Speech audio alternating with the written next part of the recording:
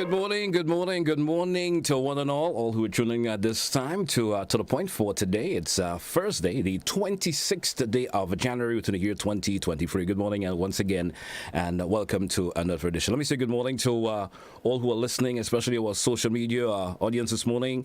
Blessed morning to you, those especially the Facebook page. Don't forget to share the live when you chime in via the Facebook page. Chime in and share the live. Also, our YouTube channel. Let me say good morning to those of you who are viewing there. All the best. Those of you via gbn.gd, that's our webpage. Good morning to you also, and thanks for being with us. Those of you listening, Classic Radio, or you viewing via GBN TV, welcome to the point for today.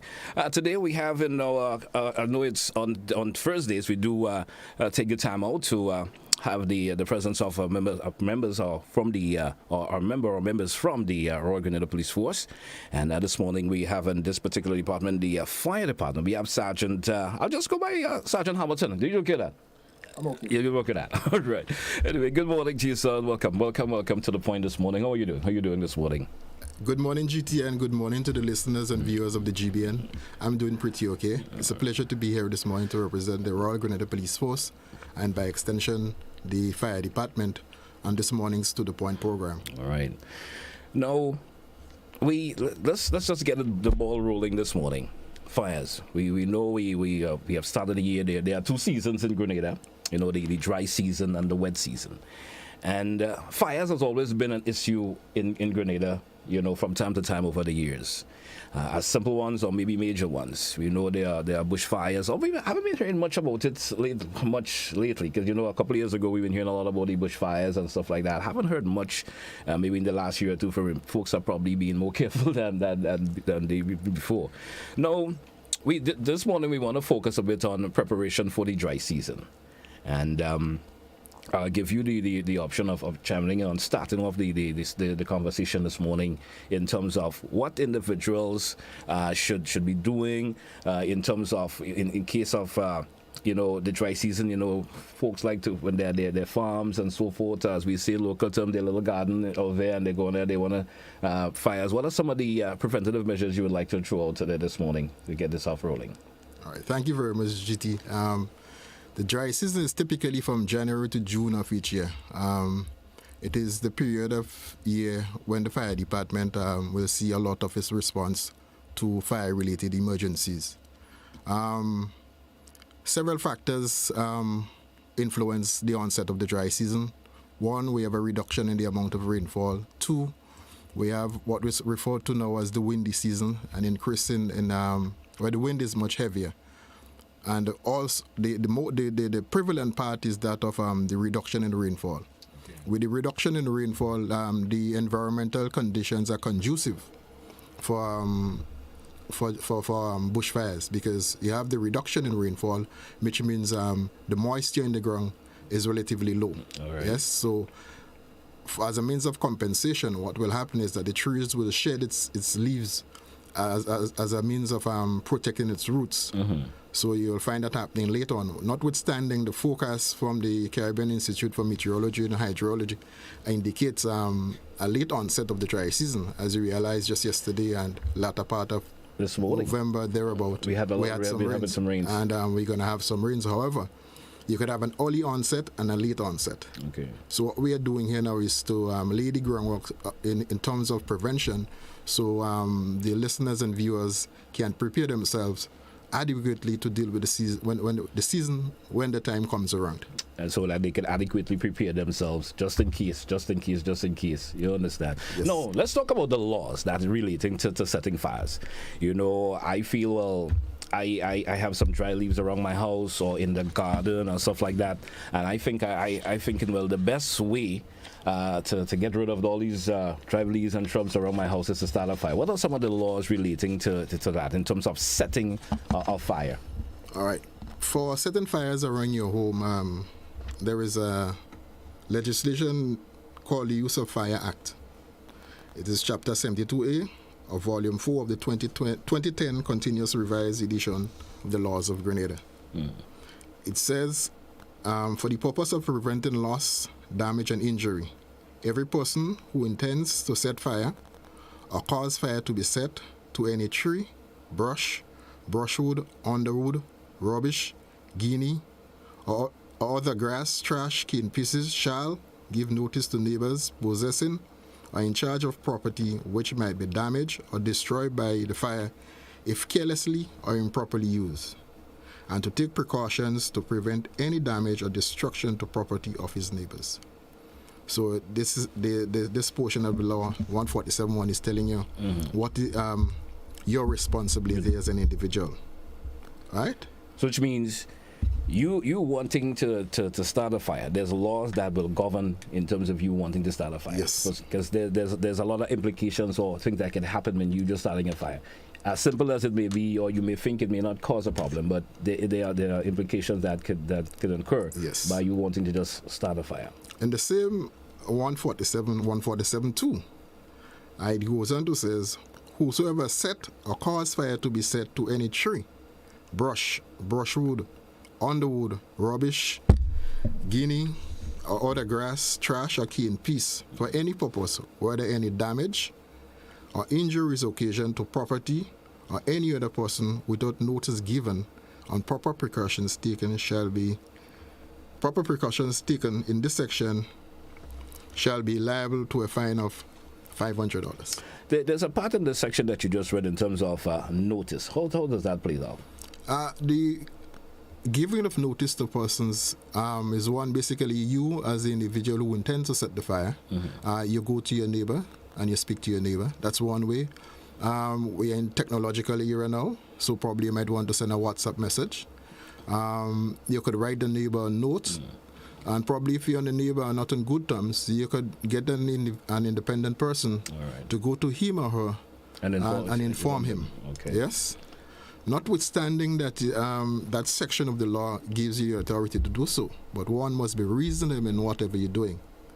The law didn't speak about the reasonableness or reasonable time, but you as the person who intends to set the fire must be reasonable in your action. You must take into consideration what is happening within the area. Let's say you want to burn the rubbish today, but you notice Mr. John has closed on the line and so forth. It will be unfair to Mr. John for you to go ahead and burn and cause inconvenience to him. So you must have that level of understanding between you as a person who intends to set the fire and your other neighbors within the area.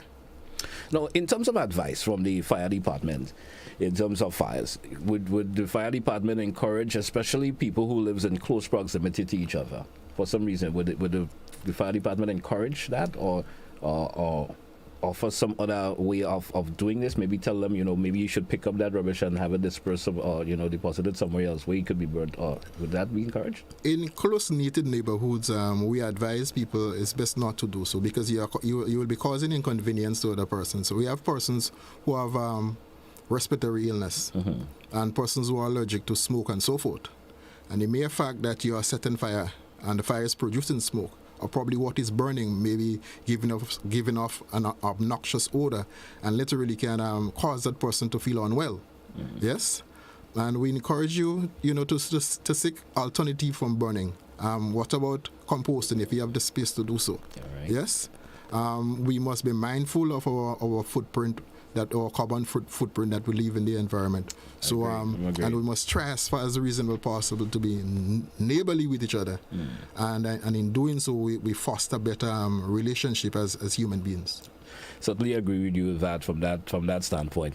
Now, let's talk about some of the safety measures for setting fires. What you would like to tell, especially individuals out there, some of the safety measures in some setting fire. Yes, where I live, it's okay to light a fire because I'm not in close proximity to anyone, or I think, the areas where I live, or the area where I live, it's okay to light a fire there. You may think it in your own personal judgment. You understand? What are some of the safety measures that you would like to point out this morning? Before I answer this question, let me just bring to the attention of the listeners and viewers another piece of legislation that seeks to provide guidance on the setting of fire. Go ahead. Right? It is the Agriculture Fires Act. Right? This act seeks to regulate the setting of fires on land that is being prepared for agricultural purposes, or that is is used for agricultural purposes. Okay. Right? So this act speaks to basically to persons involved in farming or persons who intend to get involved in farming. And in order for you to do so, you must apply to the Chief Extension Officer, Ministry of Agriculture, for a license to so do. All right. Yes. So apart from the piece of legislation, the 147 1 and 2, you have the Agriculture Fires Act, which is Chapter 6 of Volume 2 of the 2010 Continuous Revised Edition of the Laws of Grenada. Right? And it clearly states here relative to procedures for setting license, for setting fire on land. Section 3, procedures for a person desiring a setting fire on land. Every person, before commencing the setting of fire on land, shall apply in writing or in person to an authorized officer for a license to do so, and shall state in his or her application the location and extent of such land and the reason why, in his or her opinion, burning is necessary or justifiable. All right. And that law states it's for agricultural yes. lands. Yes. Okay. Right? Okay. So even before we get to the question that was asked, is there any other bit of legislation over there that individuals should really know about that maybe we have not gotten to as yet? These are the two pieces. The two pieces. Yes. Right. So this is what the person is required of the individual. Right. The person who intends to set fire on the agricultural land, on the lands that have been prepared for agricultural purposes. Upon making the application, procedures by the authorized officer on receipt of the application. So when you make the application, this is what the authorized officer in the Ministry of Agriculture will do. Upon receiving the application mentioned in the preceding section, the authorized officer may, in his absolute discretion, grant or refuse a license for the setting of fire on land, or cause an inspection of the land and a report thereon to be made by some competent person to be named by him or before him or her, to be named by him or her before granting or refusing the license. Okay. So this is the responsibility of the chief technical, the responsible person, the competent person in the Ministry of Agriculture. So he calls an inspection to be carried out on the land. He designates a responsible person. He could be a junior extension officer to carry the assessment, and they will report to him, and he will determine whether or not he or she will determine whether or not a license will be granted for the purpose of burning. And that comes into play also in terms of the particular location where in the land you think they maybe feel it's okay to start a fire there. Exactly. Section 2 of that same section says a license granted under the section shall be as far as circumstances permit in the form in the schedule and shall contain such terms and conditions as the authorized officer may impose. So while they grant you the license, if he grants you the license, then he will give you the terms and conditions under which the license is granted. Okay. Right? He will lay out the terms and conditions, which we'll get to later. Right? So section 5 says time for reply to the applicant by the authorized officer. If the authorized officer does not reply to the applicant within 10 days of the receipt of him or her of the application mentioned in section 3, such applicant shall be at liberty to set the fire on his or her land without incurring any liability or penalty under the section. So it clearly states if you apply for the license, yes, and the Chief Extension Officer, Ministry of Agriculture, didn't respond to you, right, within 10 days, then you're at liberty to go ahead and set the fire. Set the fire. Right? So but suppose something happens. Without incurring any penalty under the section, but that's under the section of the Agriculture Affairs Act. But if you set the fire without giving notice, then you will be liable to 147. Okay. Yes? That's understandable there. Right. So in terms of, let me see if I could summarize what you just said. You said under that particular section, you applied for the license, you were not, no response came back to you for whatever reason. Right. You go ahead, you can light the fire. Yes. Hopefully everything rolls out okay. Once everything's rolling okay, you're good. It's all well and good. It's all well and good. You have no liability there on that. But you didn't apply for a license. You go ahead and you light the fire. Something happens, something occurs. No, there's a life there. You have a liability there. No. Okay, because one, you will be setting the fire on agricultural lands without a license. Without a license. Right. 2, the fire get off control and spread to someone's property, causing damage. So you'll be liable for damage to property. Yes. That's understandable. That's understandable there. We due for a break. We come back and we should chat some more on that. Let's take our first break in the segment, folks. We're coming right back. It's to the point for today, Thursday the 26th. We're coming right back after the break. Stay with us.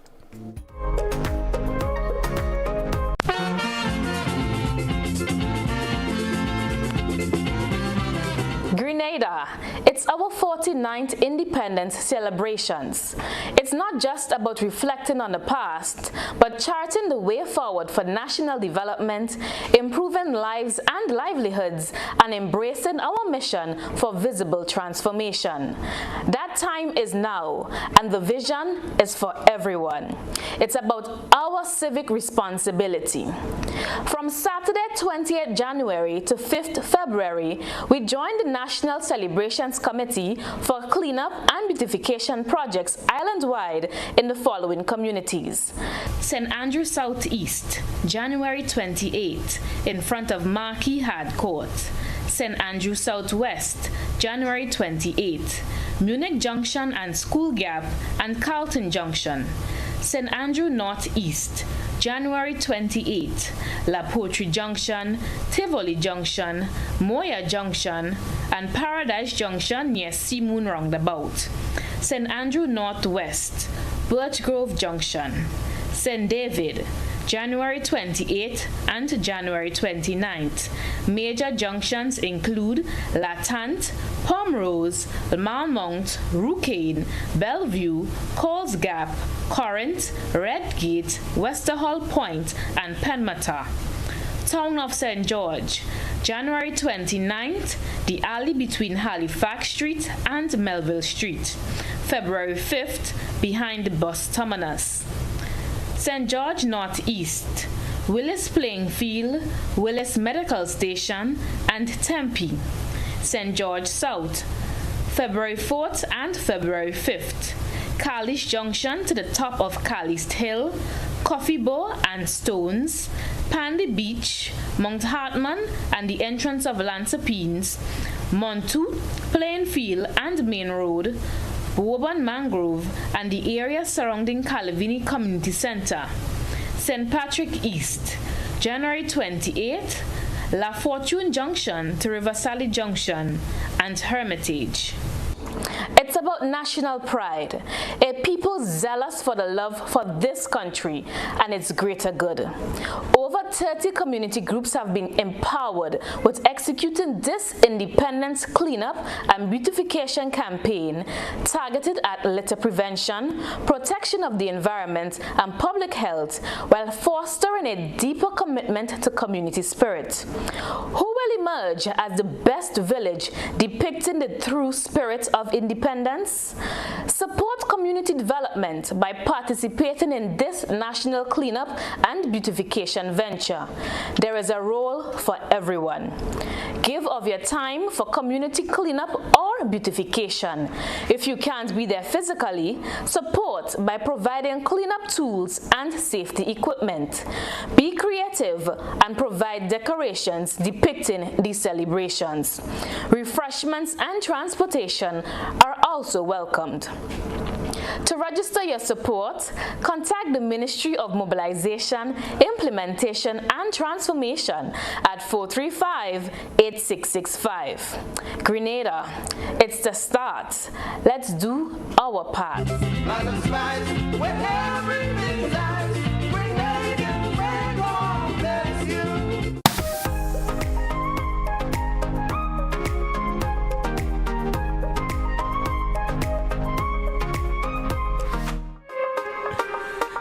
Welcome back, listeners and viewers this morning. It's to the point for today, Thursday, and we do have Sergeant Hamilton with us from the Fire Department. Welcome back once again, Sergeant Hamilton. You know, we will continue on the laws relating to the settling of fires, and you were giving us some sections of the law a while ago before we took the break. And I would like you to continue on that and as we move along. All right, so we're still under the Agricultural Fires Act. And that's the act that seeks to regulate the setting of fires on land that is used for agricultural purposes or being prepared for agricultural purposes. We move on to Section 6. Section 6 of the act literally deals with appeal to the minister. So let's say GT applies for a license. and the license was not granted to GT. Yeah. GT being a good citizen, he didn't take the liberty and set the fire, but he decided he's going to appeal the matter, and the act or the law make provision for such appeal. All right. And Section 6 of the Agricultural Fires Act says any person aggrieved by the refusal of the authorized officer to grant a license may appeal to the minister. So if the chief extension officer refuses to grant you a license, he will tell you, set out the terms and conditions why he refused such license. Yeah. Right? And you, as the individual who is aggrieved, you can appeal to the minister. Yeah. You'll have to make the appointments to the minister and have conversation with him in relation to see how best he can resolve that particular matter. Let's move on to Section 7. Can I ask this, in terms of the license, is there a specific timeline for the license, or is it a license? I'm not sure if you have that information. Okay, I receive a license. Is it a license that I hold for as long as I am the owner of the farm, or is it just for the dry season? The license, basically, from experience, gives a total of 10 days. 10 days, okay. In which you can do so. After the 10 days, your license expires. Okay. All right. Okay. So Section 7 of the Agricultural Fires Act speak of penalty for setting fire on land without a license.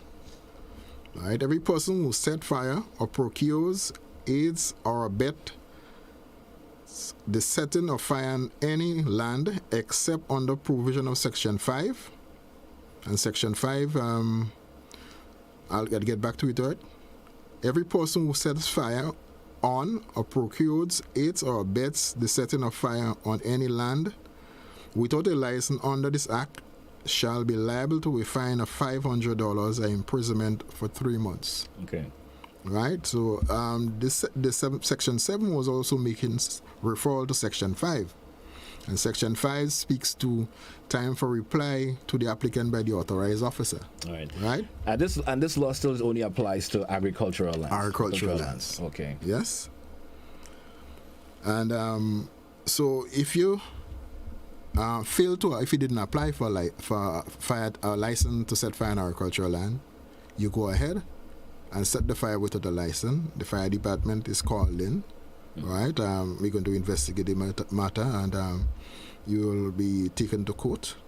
All right.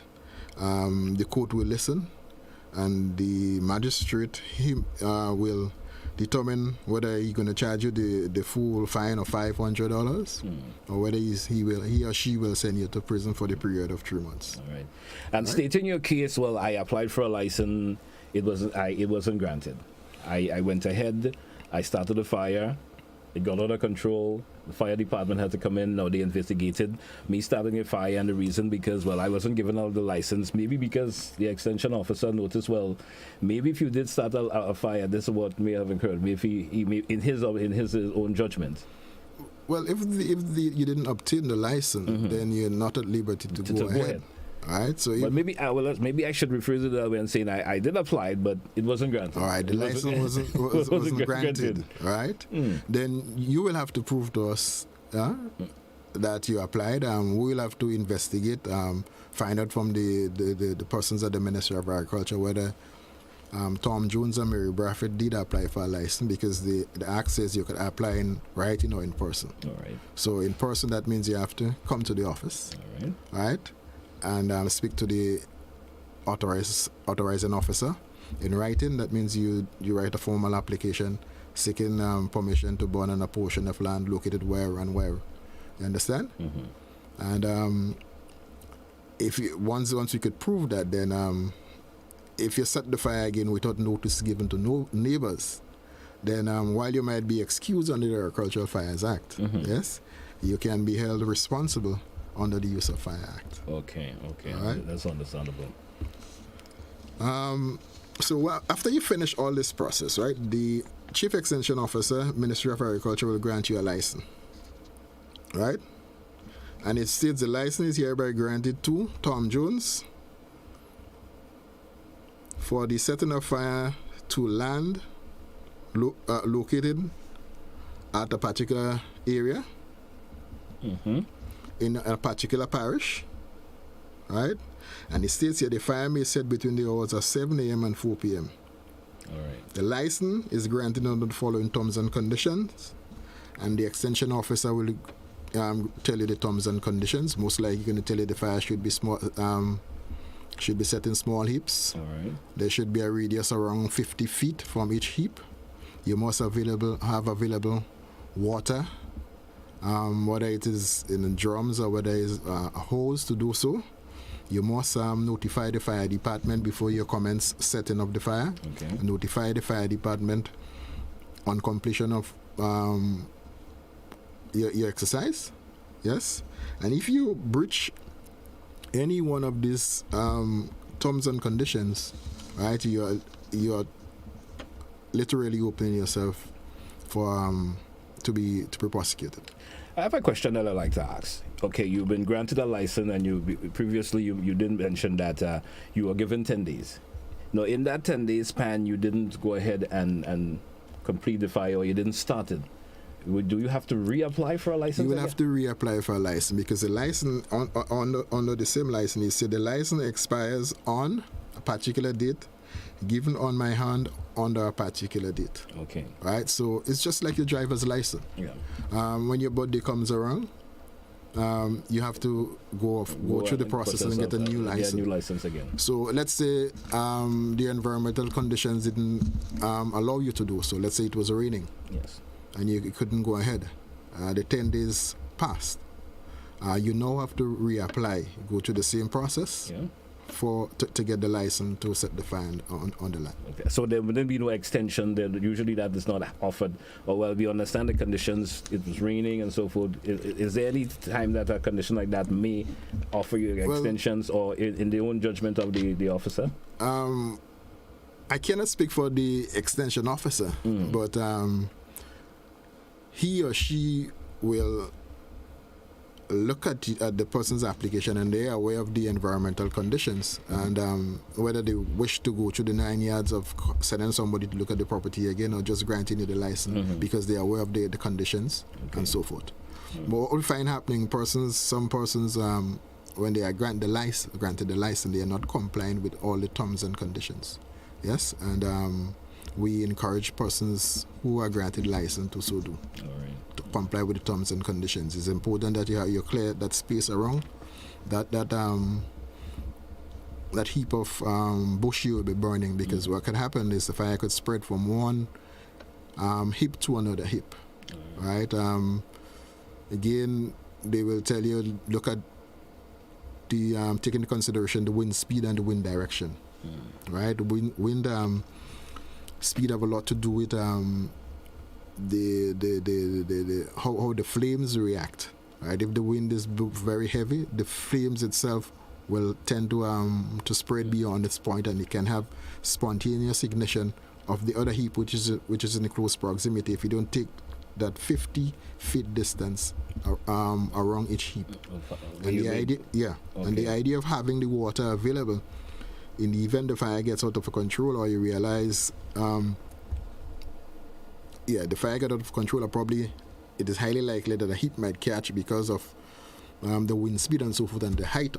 So you could apply the water to cool that area. Okay. Yes. And it's like reigniting a heap that maybe have already burnt off, but some reason that reignites and could spread to another portions of the property that you may not were intending of lighting a fire there. I guess that what you have just mentioned have just led into the question that I asked previously. Yes. You know, in terms of some of the safety measures in terms of setting fires. That information they have just crept into that. Now let's put some attention into consideration for others when it comes up setting fires. When it comes to setting fires, consideration that folks could put into. Although we kind of touched on that in our earlier segment. One must be always considerate in whatever you're doing. Yes, because setting a fire to bush or whether it's the rubbish will produce smoke.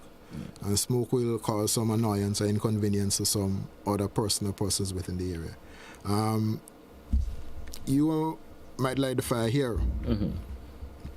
GT is the first neighbor. GT is not affected. Yeah. But a neighbor 10, 15, or probably 100 feet away from you can be affected. You understand? And that goes in terms of in some of the safety measures you say, Yes. wind speed and so forth. On that particular day, it probably could be windy, so it's blowing the smoke and so forth. And the idea is that smoke travels, smoke is light, and it literally gets tossed away with the wind and so forth. And if you take in consideration the debris that is given off when burning, like the ash and so forth, that probably will fall on someone's or someone else's property, later in the property. Someone might leave home, they have the clothes outside, probably under the house, and they come back and the clothes smell, smoke and so forth. So you must be reasonable and take into consideration other persons within your neighborhood, you understand, who in some way or the other will be negatively affected by your action. And that consideration is basically for close-knit neighborhoods. Close-knit neighborhoods, and even in persons who are doing agricultural, who are involved in agriculture, because how Grenada is laid out sometimes in some areas where you have agricultural, where agricultural lands are, you also have residential. Yes, so you have to take that into consideration. Yes, let's say I prefer not to call that particular community, all right? But it's a residential area and you have serious agricultural activities going on there. Yes, and yes, you apply for the license. But if we have complaints relative to issues or residents within the area, we can come in, we can ask you to cease your operation in the interest of public safety and the health of the residents in the area.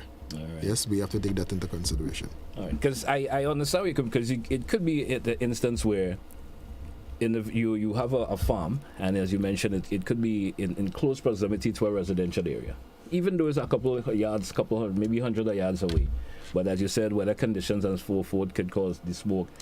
Is it likely where residents could be complaining, about the smoke or just whatever, toxin that are given off from the lightning of the fire, and that could lead to where you as individual who have the license were issued to could be told, well, you can no longer put fires in it. What are some of the other options that individual has? The individual, speaking about the owner of the property? Owner of the property. Right. So they can look at alternative apart from burning, probably composting. Yes. And so forth, because the less you burn is better for the ecosystem. Yes. Because when you burn, think about the species that is endemic to that particular area. You are killing them out. Yes. You burn. When you have heavy rains, the topsoil literally washes away. All right. You burn, it takes close to about 100 years for the soil to regain that level of give me the word. I just can't get it at this time. The soil we will be losing in terms of its richness. Yes. Yes. So take into all those considerations, yes. The wildlife that is within the area, the snakes, the butterflies, the frogs, and all those things, you are disturbing the habitat, their natural habitat at the time. Yes, and plus you are causing inconvenience to other residents in the area. You understand? So we want to encourage persons as far as possible to look at alternatives from burning. If you could compost. I know the Solid Waste Authority have that program going on in various neighborhoods where they teaching persons how to do composting. Yes. And we'll encourage our friends in the farming community and persons in close neighborhood to look at that alternative. Yes, than burning. And it's always healthier for the environment for individuals to do composting instead of actually burning, because as you did mention, it deteriorates the soil quality, for your farm and the health of others in general, the smoke and so forth. We due for another break. Let's take it, and we come back in another segment. Stay with us here. It's To The Point for today, Thursday the 26th. We're coming right back.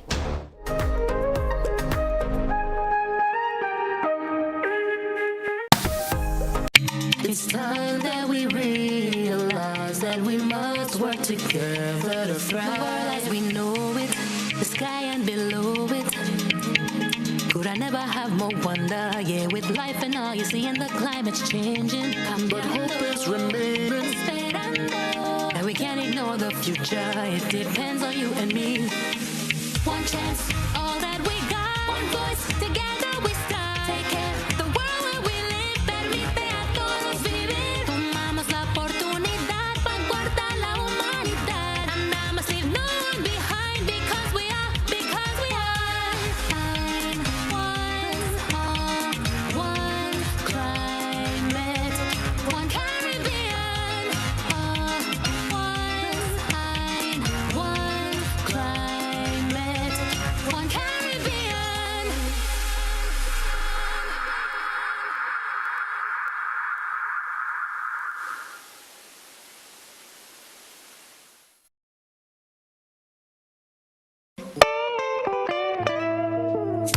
I want you folks to play these 3 games from the NLA. Daily pick 3 cash flow and play with. You will be supporting sports and culture, nation building and our future. So go out and play, folks, make it a must. You will see what the National Lottery is doing for us. When you play pick 3 cash flow and play with, the NLA will support you all the way. Starting September 30th, Monday to Friday, these 3 games will be drawn mid-morning, 9:45 a.m., midday, 12:45 p.m., and evenings, 7:45 p.m. The National Lotteries, supporting sports, culture, and nation building. Sandy Manity. Rep your colors. Hot 98 presents the 473 Colors Boat Ride. Going on Saturday, February 4. Get your tickets now at gotofed.com for only $65. Food included. Boarding time 7 p.m. The boat sails at 7:30. Music on board by the Hot 98 DJs plus other guest DJs. Baby, calm down, calm down. Rep your colors on the boat, cause this one here is gonna be epic. Lock the date, Saturday, February 4th, Hot 98, 473 Colors Boat Ride. Don't you miss this.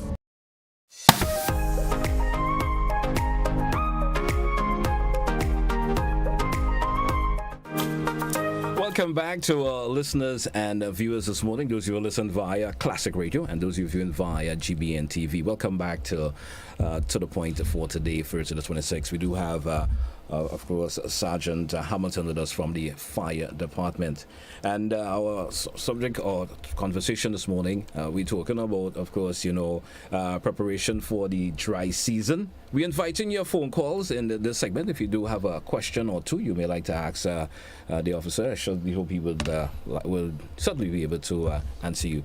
Let's take our very first caller before. I do have a question that I wanted to ask, but I will certainly take a call first and come back to that. Good morning to you, caller. Good morning. Good morning to the officer. I didn't get his name, but it doesn't matter. I respect his role. I'm glad that at least we need a police force. It's necessary to talk about fire. A few years ago, I was very encouraged at some of the effort they had made when quite a few arrests was made in a particular year for people who feel that they have the right to disrespect fire like that. Having said that, although the officer have outlined the 2 basic laws that are there, I think we need to take a slightly different approach to fire prevention, fire management and that kind of thing. And I'm wondering, first of all, if the fire department have intend to make any contribution to that law that is about to be initiated or enacted as being enunciated by the Prime Minister in terms of disaster management. Bearing in mind that fires can be the source of major disaster, as we have seen in some other places. And also the fact that we have presented ourselves as a nation champion climate change.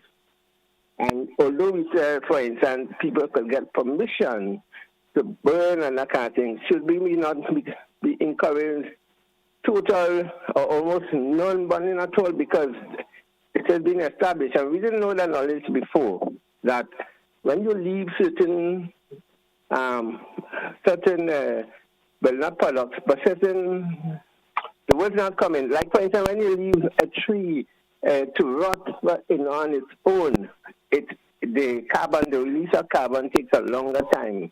And so it is in the balance of the atmosphere and so on, in terms of emission. Shouldn't be encouraging people to find a way to organize their waste. I mean, those biological waste, so that nature would take care of it, rather than we trying to speed up the process. And in that case, we need to have some kind of more conversation so that people to understand. I know I could continue, but let me end by saying, unfortunately, it seems as though a majority of our people don't understand the purpose of law. And law is a sort of way, a kind of a candle or light to help to balance behavior, manage behavior. And we normally think or behave like if law is something inconvenient and we get around it and so on, without understanding that when we violate these laws, we create consequences that could affect not even this generation, but generation to come. If there's a possibility, I'll call back, but I don't want to monopolize the program. Thanks. Thank you also, caller, for your contribution. I'm not sure if you want to reply to any of the... Sid made a lot of statements there. Thank you very much, caller, for your observation. What I can tell you is that for it's been some years now, the fire department have been speaking on fire management relative to fire prevention and safety. Even the Agricultural Fires Act, the Use of Fires Act.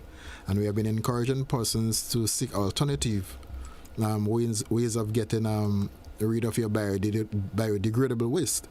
And composting is one of the way out. However, what we need is more stakeholder engagement in pushing the message and getting more and more people at the community level involved.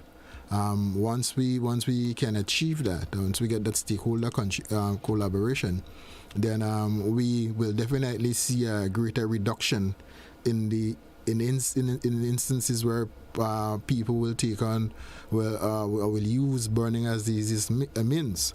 So we have to look at changing the cultural practices and behaviors of our people. We as Caribbean people believe we like to burn, but we have to move away from that and look at alternatives. We have to take in consideration the environment and our carbon footprint that we live. All right. Yes? Okay. We do have another caller. Caller, good morning and welcome. Lost that caller there.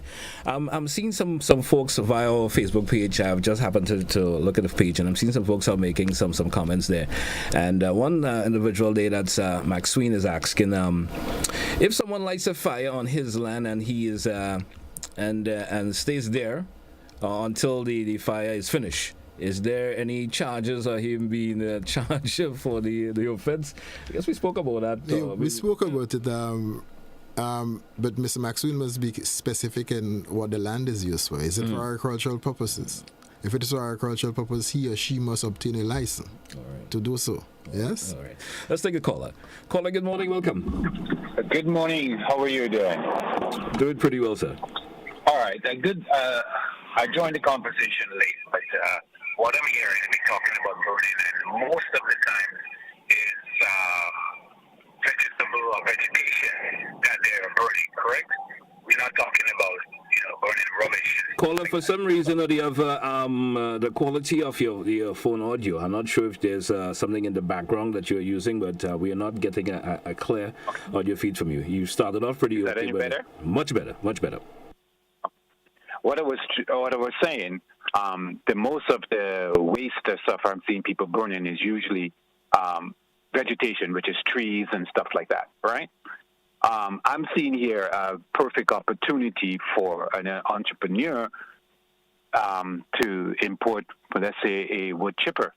So when people are clearing lots or clearing their agricultural land, they can engage that person to come and chip up that biomass, and then we can now start doing composting on a industrial scale, because there's lots of this vegetation.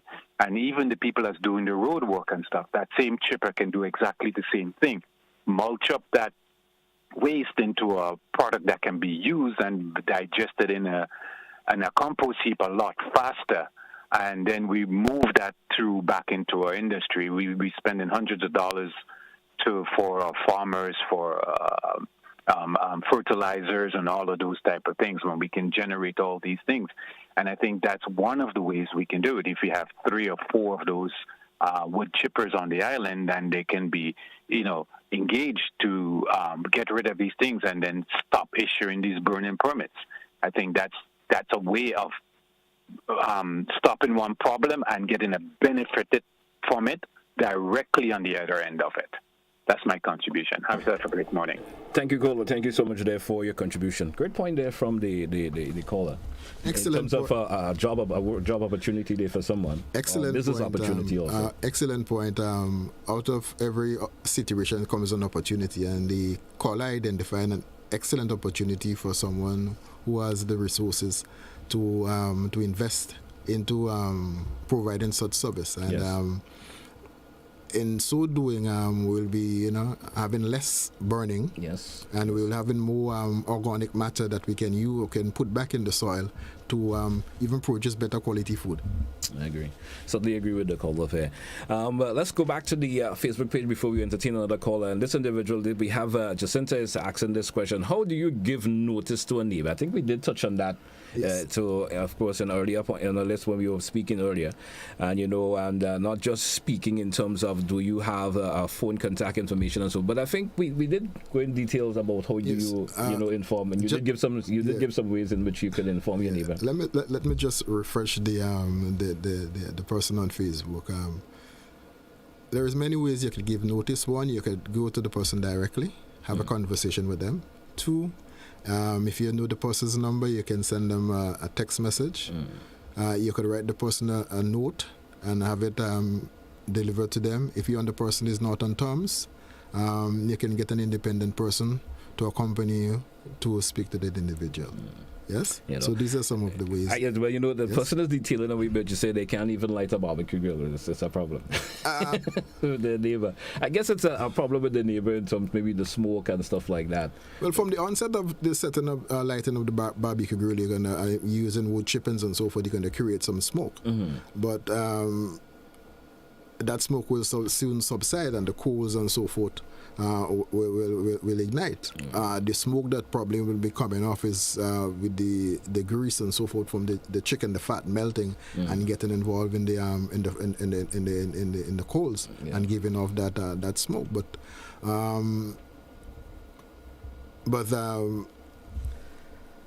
I don't think this is something that really warrants, that big intervention. Is just only for a few hours that person might be having that barbecue going on. You understand? Maybe they just asking if they probably need permission, if they could grant permission or something to do that. Some folks may be asking that. Let's take a caller. Let's take another caller. Caller, good morning and welcome. Yes, good morning. A caller just called with regards to getting perhaps a wood chip for chipping the cabbage, when you're clearing your lands, rather than a private person. This, to me, is something that the Ministry of Agriculture should order a few wood chips. In fact, I'm currently doing some clearing of lands, and really, I am trying to find a wood chip. I don't know whether there is any on the island, but I would strongly recommend that rather than waiting for a person to do it, these are some of the things the Ministry of Agriculture should take on board, similar to importing things for plowing the lands, etc., etc. This is just a thought. Thank you. All right. Thank you so much, caller, for your contribution there this morning. Also, something of the Ministry of Agriculture could probably look into that and then offer if there's not any available on island. But I think they should have it. It's a good initiative, and sometimes we can't wait on government to do everything. Sometimes we as citizens, we have to take the bull by the horn and look at it as an opportunity. And invest in it and see what returns we can rake in. Right. Understand? Because sometimes the process is kind of tedious if the state involved. But you as an individual, once you have that capital, you can get it done faster. You can have it done in a much faster way. Right. Probably what you need to do is probably to lobby the state to see if you can get some concession in bringing in your equipment. So good. Let's take another caller. Caller, good morning. Welcome. Hello, good morning. Are you hearing me? Yes, we are. Go right ahead, caller. Right, good. When the person who is burning when they try to contact the neighbors, they should wait for an acknowledgement from the neighbor. Now, if you contact a neighbor by email, I believe the person who is about to burn should wait for a response, because somebody in that location may have asthma or other respiratory problems. Thank you very much. Thank you also, caller. Someone is also, before you respond, let me just add another question via the Facebook page this morning. And this person is asking, what about coals? Yeah, burning coals. Do you need a permit to do that? I mean, it could be a little bit jokeful, but it could be serious in a way. Someone who coal. I understand the implications of coal pit, especially in residential areas. Yes, and it's something we are working on to see how we could get a better handle of it. While yes, the person is involved in a legal way of making income, however, they shouldn't do so at the expense of the health of the rest of the community. Yes, we have several reports where we had to respond to situations involving coal pit, and we had to hose it down. Okay. Because it was in close proximity to a person's home and so forth, and the smoke, especially at night, you know, it's very persons had serious respiratory challenges. Could be an inconvenience. So, very inconveniencing. And we had to hose it down. Right. You understand? Let's take another caller. I guess we lost that caller there. 435-2041. If you do have a question that you would like to ask, we certainly will entertain. Let's go back to the phone line. Caller, good morning. Welcome. Morning, sirs. Good morning, gentlemen. Your first two callers dealt with that subject matter a whole lot of the way I usually approach it. Why having to give so much license, or any license in most cases? I hardly could understand it. But here's the problem. You give a license, you end up with an experience similar to how people flying kites normally have. The person that is burning the bush or so is hardly affected. So that you give a license. The license is already given. They go to the neighbors and give the neighbors notice. But what if the neighbor object?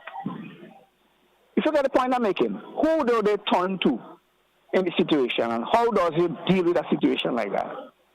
Because usually the people who are affected by the smoke is not the people who burn the bushes. Just similar to the kite issue too, like I have to point out. The people who put up the kite living a whole mile away from the house. 50 people being disturbed by the kite in the other village. That's the kind of situation we have to deal with in a case like giving a license sometimes. You get the point I'm making? Certainly so. Caller, we thank you so much for your contribution. Yeah, I do understand where the caller is coming from with his contribution this morning. That is why when the responsible people from the Ministry of Agriculture, the competent authority, sends out persons to do the inspection, they will take all those factors into consideration before granting a license. Yes? The area, how the proximity of houses, and those things.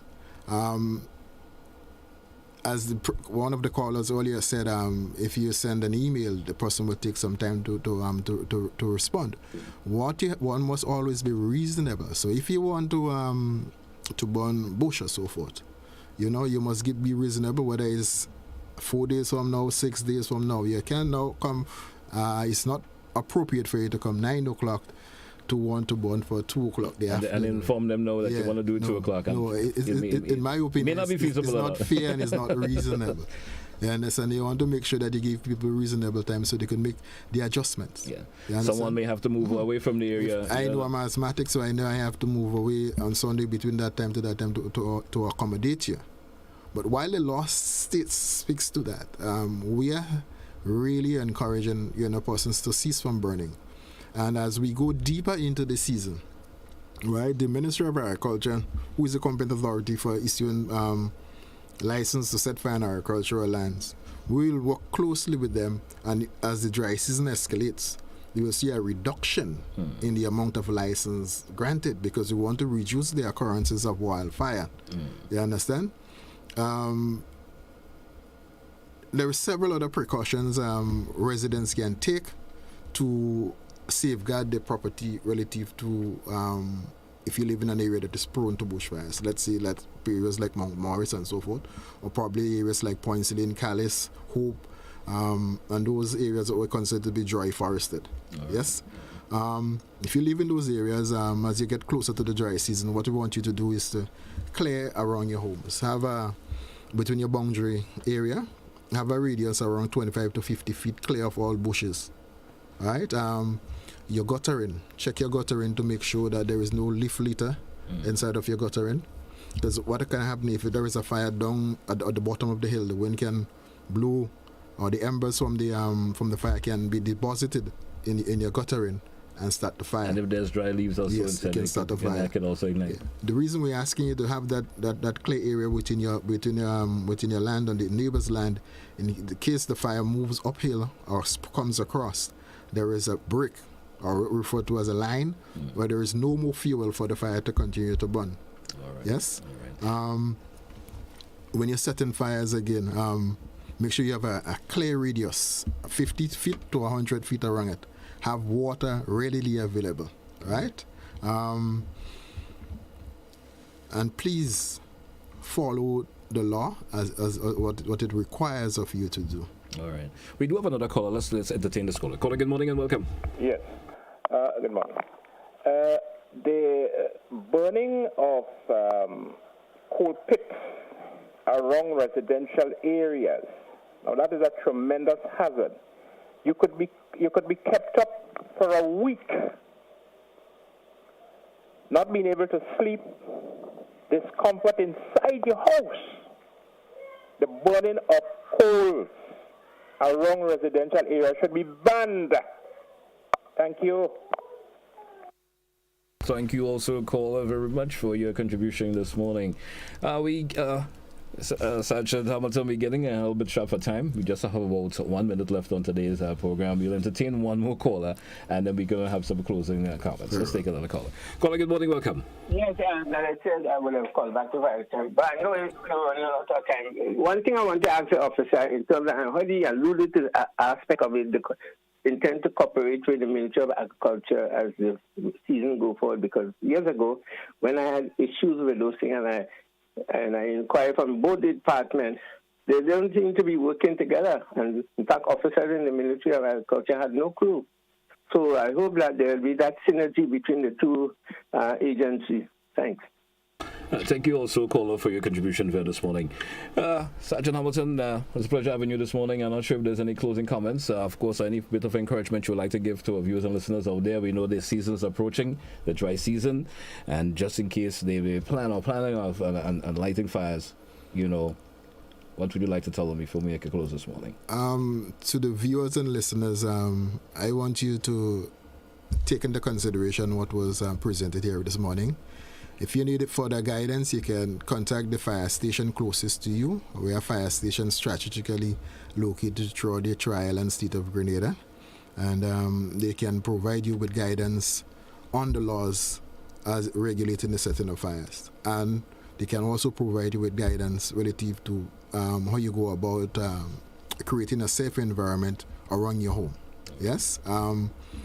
I want to also use this opportunity to extend our courtesies to the Ministry of Agriculture for the support over the years, and we look forward for the support in 2023. We also extend courtesies to NAWASA, who is one of our partners in terms of having adequate water available to us, to the owners of the private water tankers who give us the support when we have fires that exceed our capacity. Also to extend the courtesy to St. George's University, who also gives us support in terms of with equipment and so forth in dealing with fires. We also want to extend courtesies to the National Disaster Management Agency. All right. We work together with them to promote fire prevention and so forth, because wildland fires or bushfires can have serious implications in terms of on agriculture and the environment in general. So again, on behalf of the officer in charge of the fire department and the members of the fire department, I say thank you very much, and feel free to contact the fire station closest to you for guidance relative to bushfire management. All right. Once again, Sergeant Hamilton, thank you so much for being here this morning. I want to thank all the viewers and listeners, those who contributed in some way or other, whether it's via phone call or just listening. We want to thank you so much. Join us again for another edition of To The Point. That'll be tomorrow, once your body permits. Have yourself a blessed day.